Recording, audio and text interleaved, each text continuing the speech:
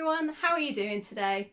In today's video I thought it would be really lovely to start a new series called YouTuber Spotlight, and basically I'm going to look at doing this every few months, and I just want to highlight and spotlight some of my favourite YouTubers, and for you to kind of, kickstart the year by meeting some new people and following some new channels that maybe you've not heard of, and just giving yourself some more love and joy to share and spread and enjoy. So without further ado, here are some recommended YouTubers that I think you should follow.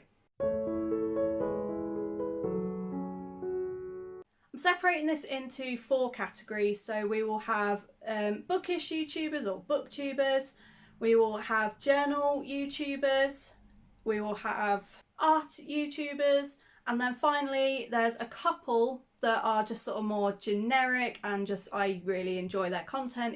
With some of these, they might be a bit like me, so I consider myself, I am both a booktuber but I'm also a journal YouTuber. I do both and I do them pretty equally, I would say. With some of these you might notice that some of them do overlap, and there's one in particular, I think she's in like 3 of those categories, but I've chosen the one that I watched them for the most.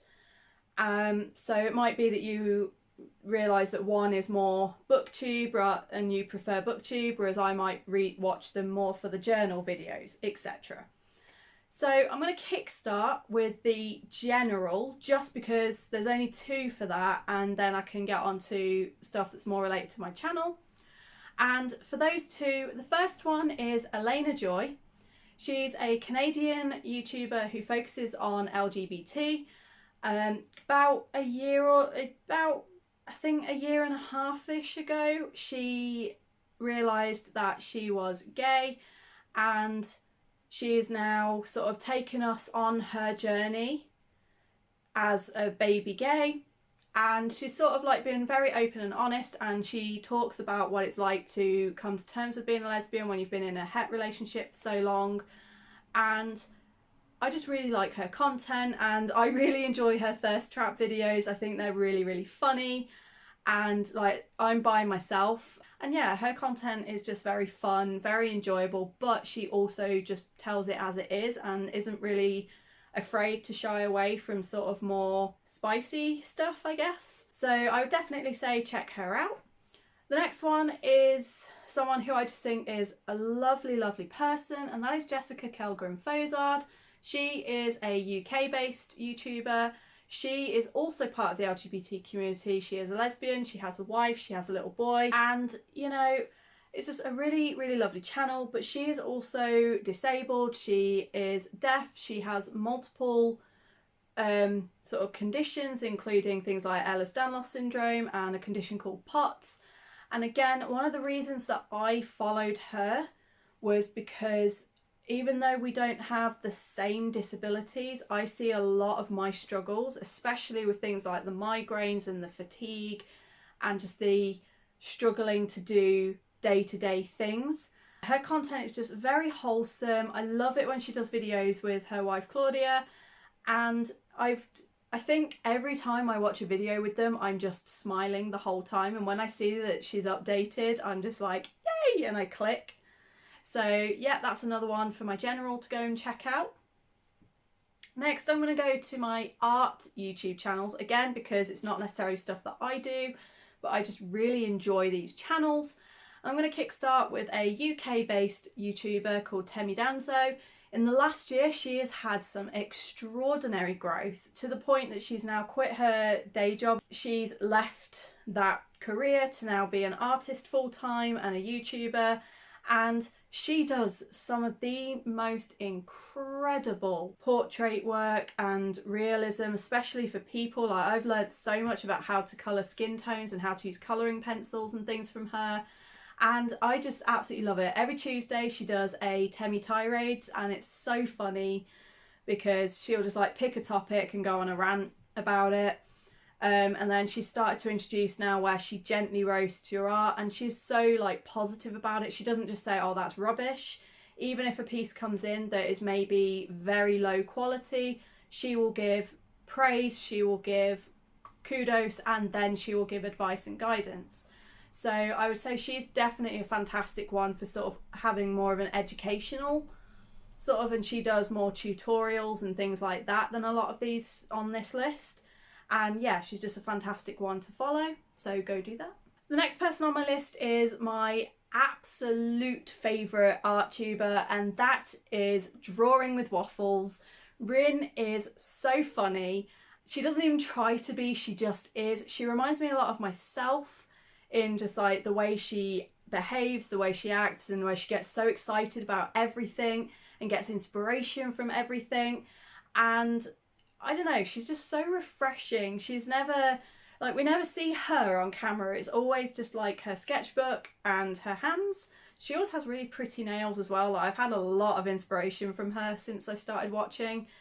And yeah, she does various videos. So she gets the Zenpot box from Japan, which gives you Japanese stationery.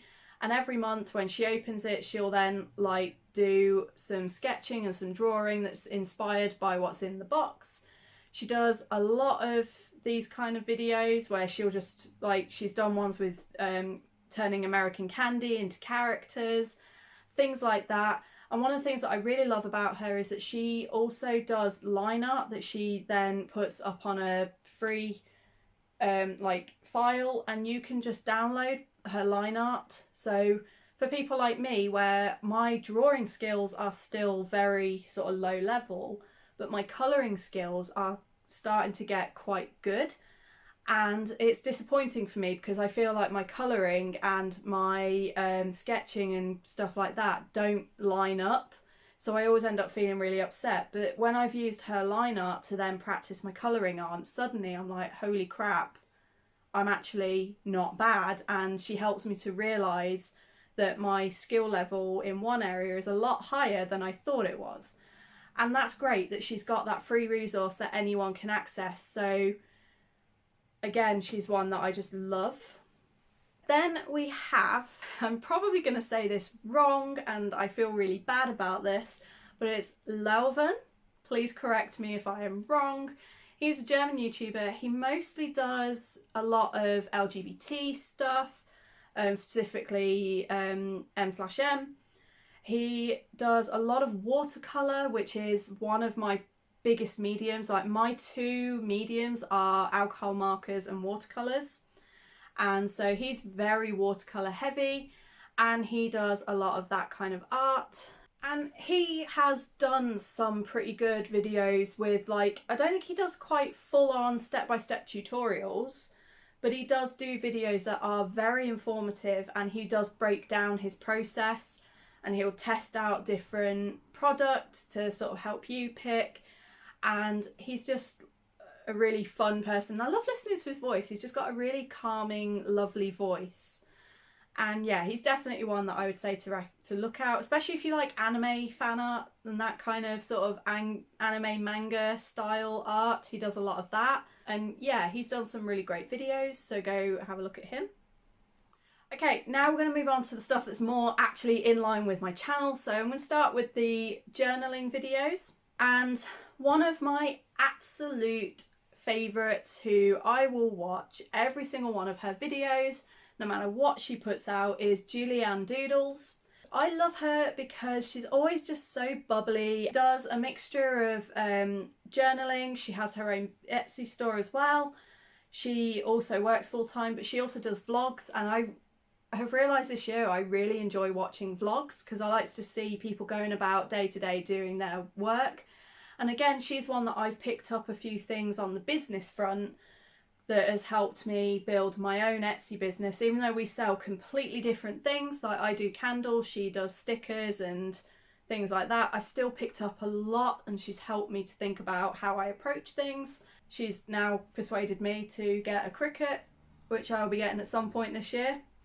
So thanks for that. And yeah, I love her journal spreads because even though I know I have no hope of getting my spreads up to that level, she just comes up with really awesome themes. Like, one that immediately sticks into my head from last year. She did one that was all like Clefairy and Jigglypuff and all the pink Pokemon like that. or like the fairy Pokemon, and it was so adorable. I loved the colour scheme, I loved the pinks with the browns that she chose, and it was just so cute. And pretty much every single spread she does and every theme that she touches just comes out so beautifully. I love it. And yeah, she, as I said, she's very bubbly, very outgoing, and I just love watching her for that. And then the final one in my journal videos is Elizabeth over at Plant Based Bride. I know she does a lot of reading and book videos as well, but for me, I watch her videos for the journals.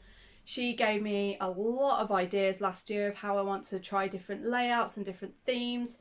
And then I told myself all of last year, I kept saying I was going to get a square journal from Archer and Olive for my reading journal. And then I ended up going for a black page one. And now I regret that so much. So as soon as my black one is filled up, I will be taking inspiration from her and going for a square one.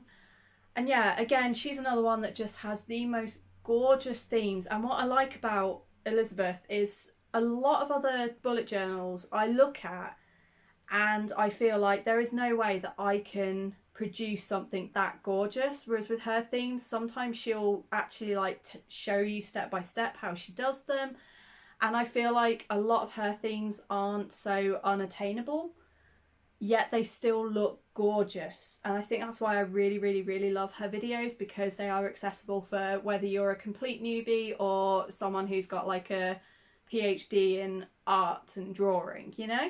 And she's really lovely. And she also did a series over Christmas that she calls her Plantmas videos, where she actually like went to the behind the scenes of YouTube. And so she does other things as well that I find really useful. And for me, she is an invaluable channel that gives me a lot of guidance and help. And finally, the moment you've probably all been waiting for, which is the bookish and the booktube recommendations. I originally wrote a list of about 30 people that I wanted to include. I've managed to narrow it down to 5 for now. If you are a friend of mine and you're not on this list now, then I promise you your name is on the list and I will get to you. I'm going to start off with Clumsy Charlotte. She's quite a new one to me. I only discovered her channel about 6 weeks ago, and like we then started following each other on Twitter, and now it's kind of like I think we both comment on each other's tweets and videos pretty much every time now. Like she recently did her book awards video and she dressed all up in like a blazer and did it like a proper Oscars ceremony, and it looked so good and it was such a fun way of doing it. She's also just announced her Olympics-a-thon, which is happening in February. And it started off with like, you've got the Olympic music playing in the background and she's like, I declare the Olympics open, and lights a candle. And I just thought it was so funny, but in a really clever way. And that's generally what I love about her channel. When she has thoughts on a book, she has thoughts, and it's just really lovely to see. And we also have more similar interests, I think, because quite often I'll watch a lot of booktubers and I realise we've got very different reading tastes, but then like I become friends with them for different reasons. But with Charlotte, I have realised we do have very similar. We both kind of tend to stray more towards the fantasy. I definitely would say, especially if you are looking for a readathon for February, check her out. Next on the list is one that I followed for about 2 years now, and she is probably the reason why I never have any money, and that is Holly Hart's Books. She does monthly new release videos, and she is one of the best people out there, I think, for doing reviews and for promoting books that she's excited for and thinks people should read. And she reads a lot of the books that I'm scared of, which are the big, chunky, heavy-hitting adult fantasies. But she makes me want to read them because she just has that way of explaining how things are without me feeling like, oh God, it's too much, I won't be able to cope. And she also runs the Medieval-a-thon, which I don't yet know if it is happening in February. We've not had any update. If it does, unfortunately, I'm already signed up for 2 readathons, and I think going for 3 is pushing it a little bit. But again, I really enjoy the readathon. It's very well themed. She's got like really cool graphics and all sorts. And yeah, she's just like really lovely, really friendly, and I really enjoy watching her channel. The next person on the list is Eric over at Breakeven Books. And I really like Eric because even though like he's very much sci-fi, I've noticed, like he tends to read a lot more sci-fi than I do. He also reads quite a lot of indie published books, which is something that I haven't yet really done. Like I read a fair amount of indie on the Kindle, but I don't really read physical books that are indie, so I do want to do that. But he's another one that does really, really good reviews. And he's the creator of the Reindeer Readathon that I took part in December. And I thought this readathon had the best community feel that I've ever come across. It had a Discord channel that was really active, and they also hosted like lots of reading sprints that weren't just like on Twitter or anything like that. They were actually live on YouTube, and it definitely made me feel way more invested in my team and in the readathon. Then they also did a quiz night. Unfortunately, I was ill both times they ran the quiz night, so I wasn't able to tune in. But I thought again that it was fantastic. He is really lovely. He's Canadian. So, I mean, obviously he's Canadian, he's going to be lovely. Has anyone met a really horrible Canadian? Don't actually answer that in the comments. We don't need negativity on the channel. But, you know, he's really, really lovely, does great reviews, and, as I said, has one of my favourite readathons.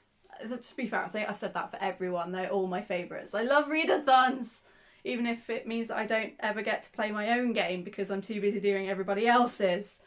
But yeah, go check him out. He's pretty awesome. And yes, I really like his content.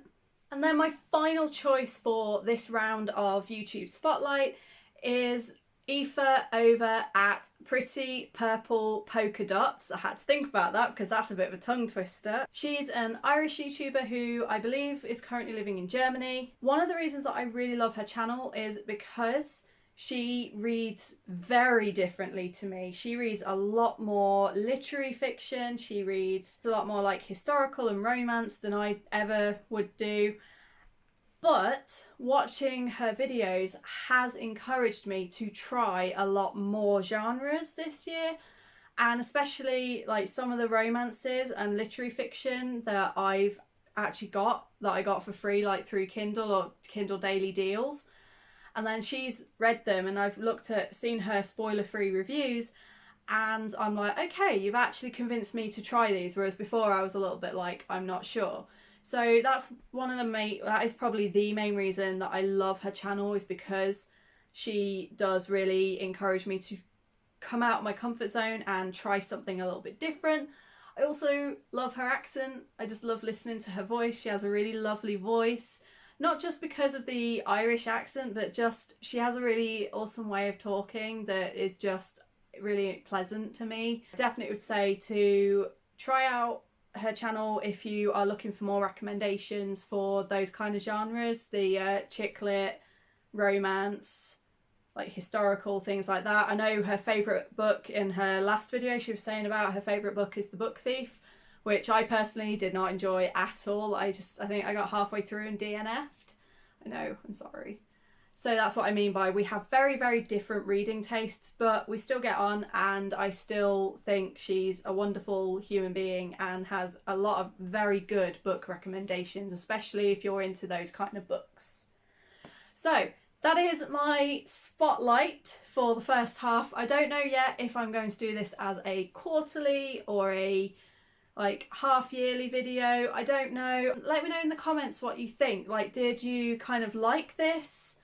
Do you think this is something that you'd like me to do more often? Who are the YouTubers that you tend to follow the most? I'm also looking for recommendations, and I'm always excited to try out new channels. That is my spotlight, and until the next video, I hope you are good, I hope you're staying safe, and as always, I will see you next time.